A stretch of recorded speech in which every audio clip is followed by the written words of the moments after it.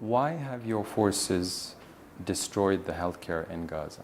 Because they use those medical facilities as military bases. So all 36 hospitals in Gaza were used by Hamas as military facilities? All of them? Because you bombed all of them.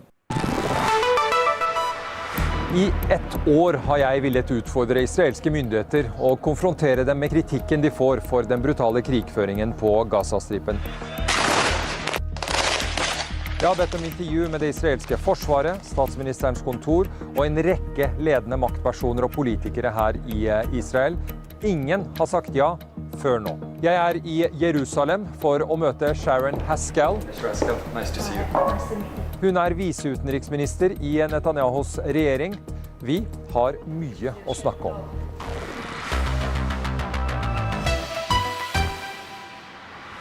Deputy Minister Sharren Haskel, thank you so much for joining us on NRK. It's a pleasure. Thank you for coming here to Israel. Thank you.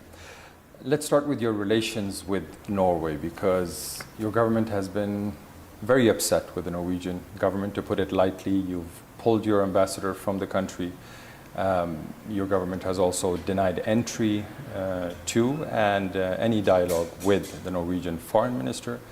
Explain to us why you're upset with the Norwegian government and their policies. Well, I have to say we're quite disappointed from their one-sided approach. It was very clear from the start that they took a side. And I'm even talking straight after the 7th of October. For me personally, also having family members in Norway, it was very visible, the deterioration. And it started with the foreign ministry's recommendation for the king not to send condolences on the 7th of October. This is the worst massacre of Jews since the Holocaust, where rape and violence against women and men was used as a tool of war. And that was one of the most traumatic and most difficult days for us Israelis here. I have to say that it was more than disappointing, that recommendation.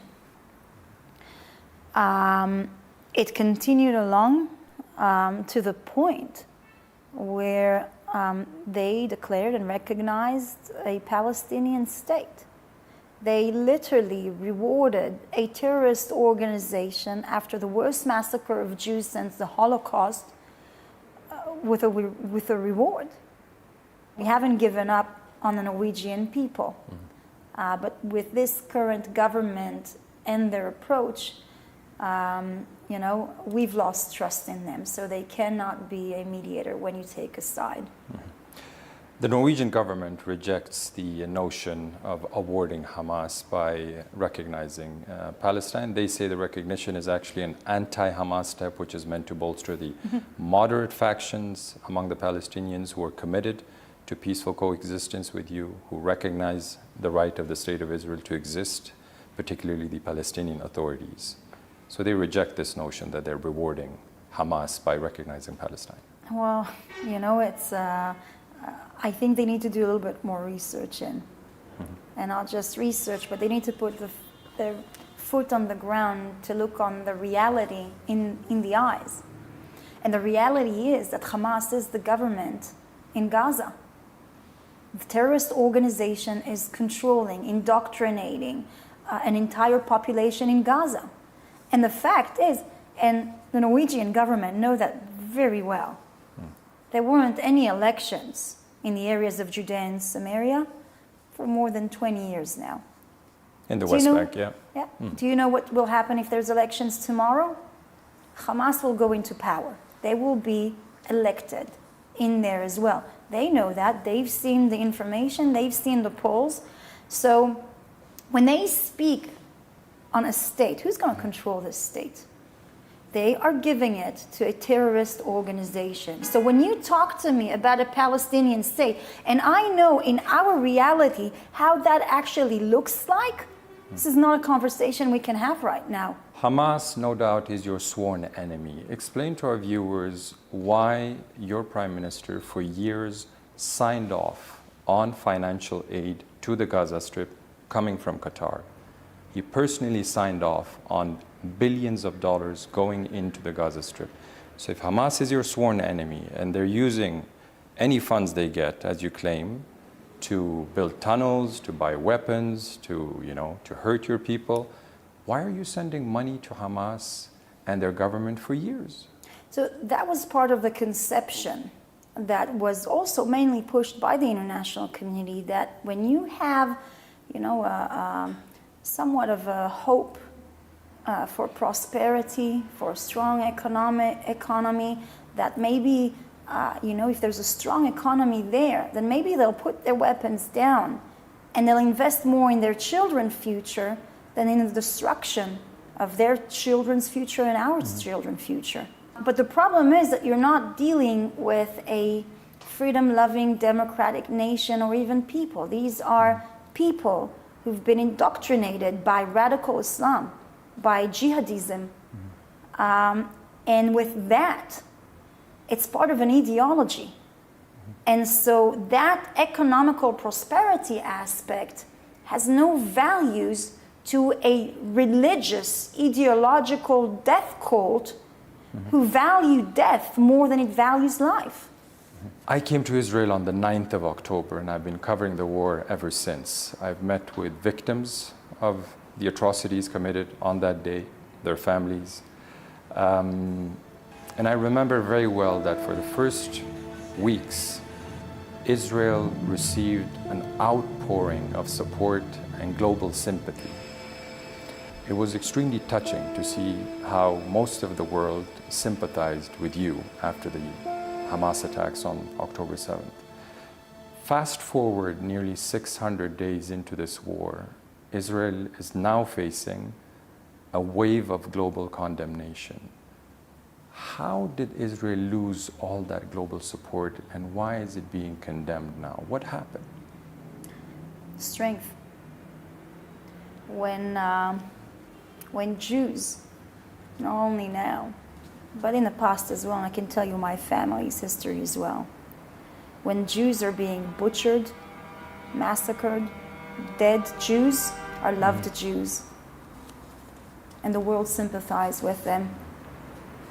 I made a promise to my grandfather that we will never be victims again. We will never be at the mercy of any ruler or any government. We will forever be able to stand by ourselves independently to protect our children. So when we are capable of strength, of showing that we are capable of defending our children, the world doesn't like strong Jews. Norway is a very strong supporter of Israel. Historically, they've supported Israel's cause. But even a friendly nation like Norway is critical of your actions, not because you're defending yourself, because most European Western countries say you have a definite right to defend yourself. They're critical because they say you're using disproportionate force, that you're being very heavy-handed against the Palestinians. Look at the pictures coming from Gaza. And your critics say you're committing war crimes. So that's the reason why even your allies have become critical of you, not because you're defending yourself. When you talk to me about proportionality, I have to say first one thing. A war is an ugly thing. War is death. War is blood. There's victims on both sides. We didn't want a war. Israel never wanted that war. Matter of fact, you go anywhere here in Israel, anyone will tell you, we wish it was the 6th of October. Are there going to be casualties? Of course. We know that. That's why we wanted to avoid it. Are there going to be mistakes? Of course. There's no war without mistakes. Mistakes happen. And we regret it really badly. We're sorry about it. So when you talk to me about proportionality, and there was the worst massacre in your community for years, how do you react to that? Do you fight the terrorist organization who perpetrated that? Do you fight that terrorist organization who declared publicly. They'll commit it again whenever they'll have the chance. Minister Haskel, nobody denies your right to defend yourself and fight Hamas. When I talk about the proportionality which you're being criticized for, you look at the facts on the ground. 80 to 90% of the Gaza Strip lies partially or totally in ruins. There are parts of Gaza that look like a moon landscape. Everything is gone. Power stations, roads, hospitals, schools, apartment blocks, farming land, everything has been targeted in this war. Since October 7th, over 40 times more people have been killed by your forces than were killed on October 7th. That's what your critics point to when they say this is disproportionate use of force. And right now, you're starving the people in Gaza by blocking any aid going into Gaza. You tell me, how do you fight a terrorist organization who have built an underground city not to give shelter for its people, but to hide behind the people, who's using schools and hospitals as military bases, as storage for weapons and missiles? Do you have a clean way to do it? We said a very simple thing. If Hamas return our hostages back and disarm itself, there won't be any war. Do it now. And you know what they did? They refused. So do we have any other choice than to go and bring back our family members? Children, babies, grandparents, Holocaust survivors who are being held in the dungeons of torture, who are being abused every single day, and not bring them back home? I live in Beirut, and I saw with my own eyes how you conducted the war with a much mightier enemy, Hezbollah, in Lebanon. You bombed Beirut and southern parts of Lebanon for about 10 weeks, non-stop.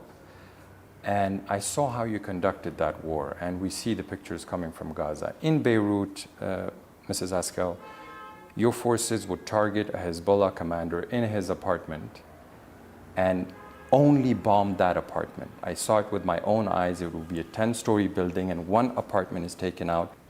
That's the level of precision and intelligence and technology the IDF possesses in their fight against their enemies. Why are you then using 2,000-pound bombs to target a Hamas commander inside the Gaza Strip when you have that level of expertise? There's a few things here. There's things that we can do and there's things that we can't do. Why can't you be more specific in your attacks in the Gaza Strip? First of all, we have been precise with our attack. 80-90% is ruins, Mrs. Haskel. Look. Is that precision?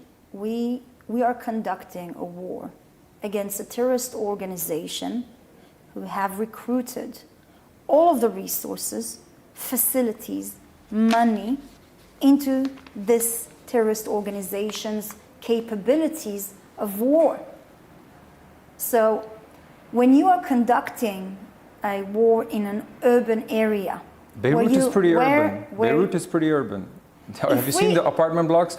There's barely space between the apartment blocks, but you managed to bomb one block at a time, and you gave warnings to people. Relatively few civilians were killed in the attacks in Beirut, highly crowded areas. But you managed to minimize civilian loss, and loss to infrastructure. But in Gaza, we see the opposite. And that's why your critics say you're being heavy-handed. A couple of things. I want to break it down to a few things. The first one is that the urban area and the use of facilities in Gaza and in Lebanon are different, including the use of governmental facility or are in the hands of Hamas. They are the leadership in Gaza. The second thing, Hamas has specifically and intentionally built the military infrastructure inside civilian infrastructure. Matter of fact, when we started evacuating the north of Gaza to start our operation there to eradicate Hamas, we gave weeks of warnings for civilians to evacuate from there. You know who held them there? Hamas. He shot, hold on, let me finish. Let me finish. What is the proof of I'll this show claim? you videos. They're all around. Hamas is holding civilians back? Yes, and civilians in Gaza are declaring it publicly, risking their life in declaring it in videos. What we have seen, Mrs. Haskell, is videos of your forces using Palestinians as human shields. Your forces sending civilians in handcuffs into booby traps buildings. Look, video proof that have been verified. Look, I so don't there's know, proof of I you don't know using which videos human shields. I don't know which videos you're talking Plenty about. Plenty of videos, and we'll put it in the interview. I'd love Israeli forces strapping a civilian Palestinian on the bonnet of an armored vehicle.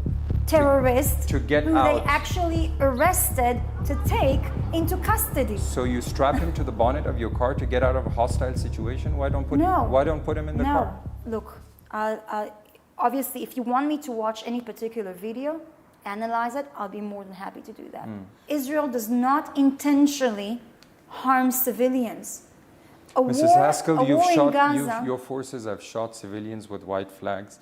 Your forces have shot children. Your forces even shot your own hostages that managed to escape, waving white flags, speaking Hebrew. They were shot.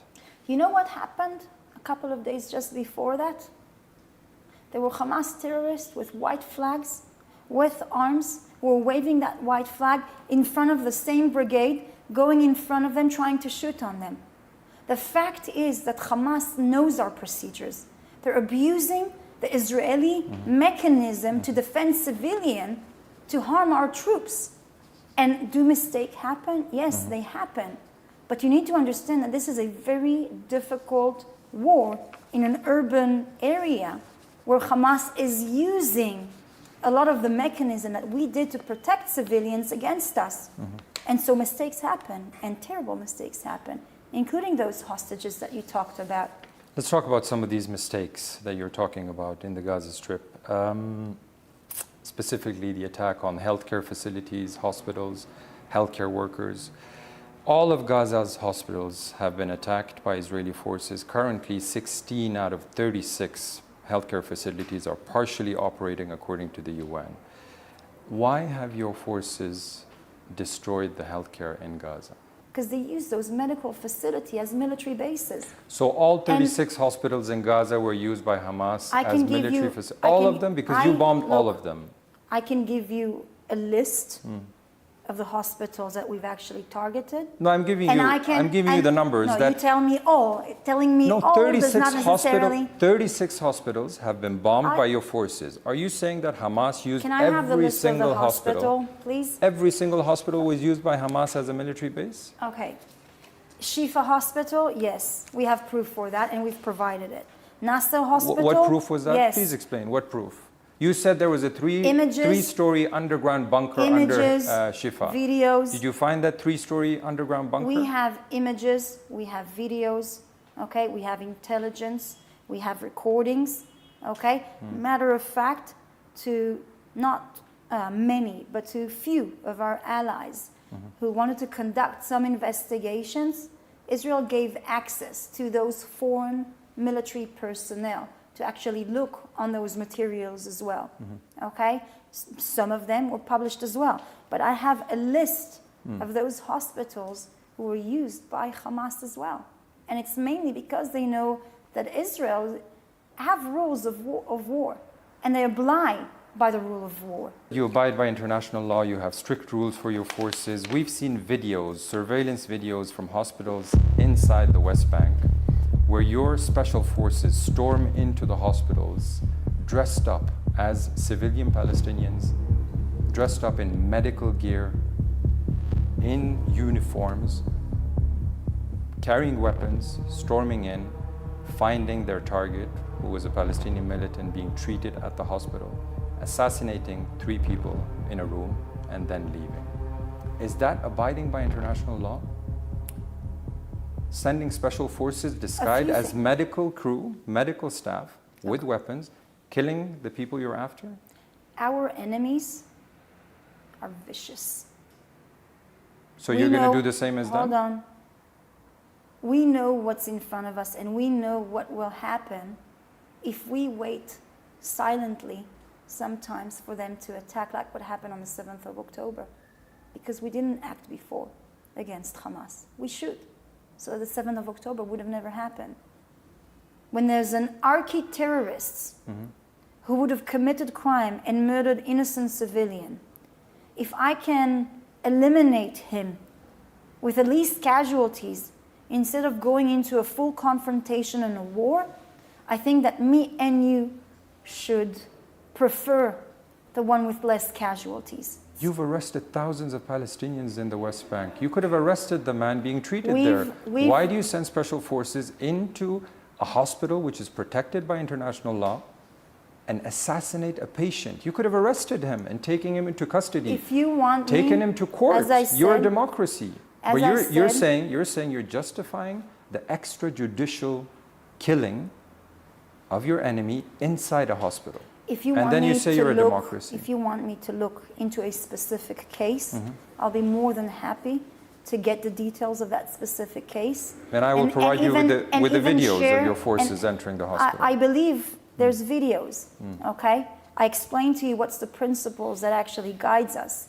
But if you are really interested in the facts, I'm more than happy to get the information about this specific case and explain to you what was behind it as well.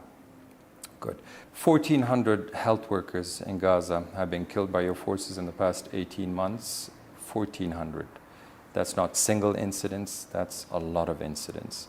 Last month, IDF soldiers opened fire and killed 14 health and rescue workers, spraying them with bullets, then burying them with their cars in a mass grave along the road. Have any soldiers been held accountable for the mass killing of 14 health workers inside Gaza?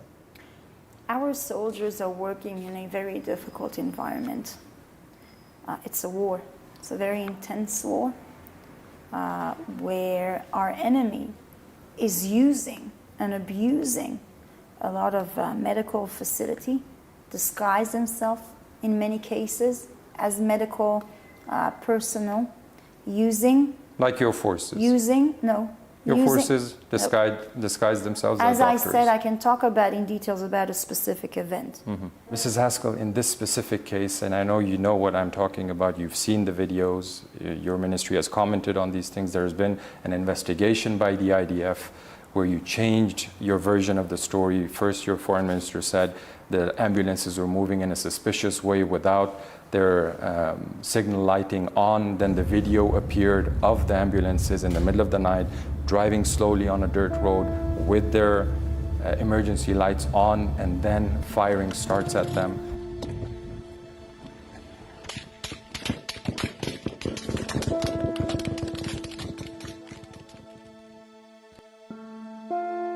And then your forces bury them in a mass grave. I mean, you say it's not intentional. Why hide what you're doing? If it was a mistake, why not call the UN and say, listen, we made a mistake. We shot at 6 ambulances and a fire truck. Please come and look at what happened here. What your forces did, they killed these people, then they buried them in a mass grave. And it took the UN 7 days to get to the site. Israel has a robust judicial system. And in our military, we're a democratic state. We have many checks and balances. And there's accountability as well. So who was held accountable for this mass killing? Were mistakes being made? Yes. But those soldiers, just before that, were in a full confrontation with Hamas terrorists, just before this case. And so in this case, after it was investigated, people were moved, people were discharged, and I think the investigation is still going on. So you think it's sufficient? You think it's sufficient that 2 commanders are removed from their positions after 14 innocent health workers are gunned down? I think that our system... Because in any other democracy, that soldier would be sent to court and he would be sentenced and he would be sent to jail. What you do, you suspend them. In any case, no matter what I'll provide, it won't satisfy what you would call the international community, the one-sided people who are abusing Israel in the international organizations, who criticize Israel days and night. We have a mechanism. People are being accountable towards these things. We investigate these things in depth. We research it to make sure that those kinds of mistakes won't happen. Are there tragedies? Yes.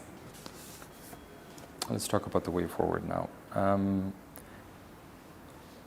Why doesn't Israel have a clear plan on what it wants to do in the Gaza Strip.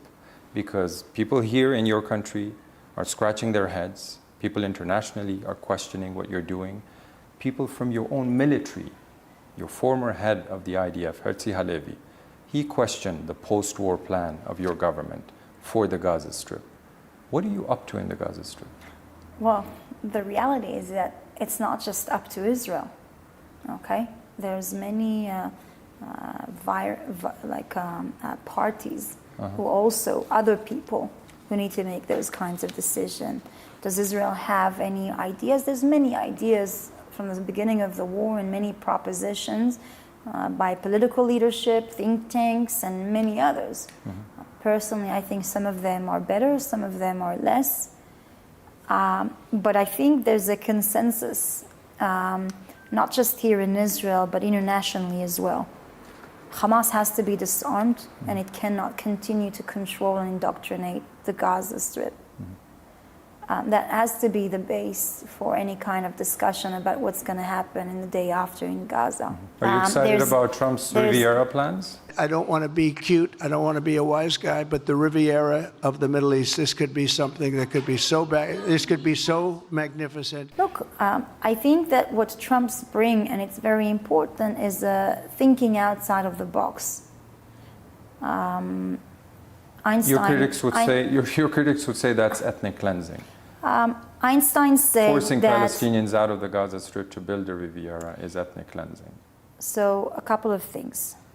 This is not what he's suggesting, but I will say Einstein said that repeating the same mistake over and over again is insanity. And so we need to think about something different. And when I hear there's new propositions that are outside of the box, I welcome it, because it actually exercised our thoughts into trying to find something that might bring stability and coexistence. Your Prime Minister said this week that he will not allow Hamas to exist in the Gaza Strip in any shape or form, and he will not allow the Palestinian Authority to govern the Gaza Strip. That's the officially recognized government of the Palestinian people internationally. So you don't want Hamas, you don't want the PA. How is Gaza going to get governed? 2 million people need leadership. Where is this third party that you are planning for? So you're telling me that the PA is legitimate. But I told you in the start of our interview that they're not legitimate. When was the last time there were elections in the Palestinian Authority? 20 years ago? Is it legitimate? Or is it a dictatorship? What happens the day after Mahmoud Abbas? If he dies tomorrow, who's going to go into power? Are there going to be elections? And if there's elections, who is going to be elected? Hamas is going to be elected. So you're telling me to give today the Gaza Strip to the Palestinian Authority, and in 5 years, it's going to be Hamas that's controlling it. So who do you want to govern? I'm asking you a very open question. How does Israel want Gaza to be governed? By which It's not about what Israel wants. Well, you're rejecting the two options that are there. So what's the third option? I reject one bad option, which means Hamas ruling in Gaza again. Unacceptable. Give me another solution. So you know what can be? Thinking outside of the box. What an incredible thing it can be. Bringing other solutions. So we're back to the Riviera plan. No. Look, if first of all, if someone wants to immigrate outside of Gaza and maybe find a better life somewhere else, and someone wants to accept them, that's what happened in Afghanistan. Your forces are bombing Gaza, okay? You've blocked the aid into Gaza. There's barely any electricity. Healthcare is destroyed. Schools are being bombed. And you're pushing the people of Gaza into smaller and smaller areas. Right now, you're controlling about 40% of the Gaza Strip. And then your government talks about voluntary migration. You're forcing them to leave. Gaza's becoming unlivable. There's a very simple solution to that. Hamas to take down their weapons. That's it. Done. Finished. Behind us. But they don't want to. Okay? We have to fight a terrorist organization. And we need to eliminate this terrorist organization if I want my children to be able to live here safely and securely, not have the fear of being raped or burned or executed. In January, there was a ceasefire in place. War stopped for a few weeks. Aid was flowing in. Your hostages were being released. About 45 Israelis were released from Hamas captivity. When you know that negotiations and ceasefires have been the only way you've gotten your hostages out, 150 of them in 2 rounds, through negotiations, why do you then start the war again? Okay, so it's very interesting how you decided to manipulate and put the things in order. In January, we signed a ceasefire agreement that would last until the beginning of March. The problem is that by March, not the 1st of March, but even 2 weeks, 3 weeks after, Hamas didn't show any signs of real negotiation to discuss in order to go into a second stage. Because you changed the terms of the deal. What are we meant to do? Sit like this and hope to God that maybe one day Hamas will be kind enough to release our hostages? No. So we are now setting our operations again so that we can bring our family members back home, so that we can destroy Hamas. This deal is on the table. We don't want a war. Our goal is to make sure that our children can live here in a safe environment. I'm not afraid for my 3 little girls every single second from what had happened on the 7th of October. If we can find a solution to live side by side peacefully with the Palestinian people, this is the first choice that would be for the Israelis as well. Mrs. Sharren Haskel, thank you so much for joining us. Thank you very much.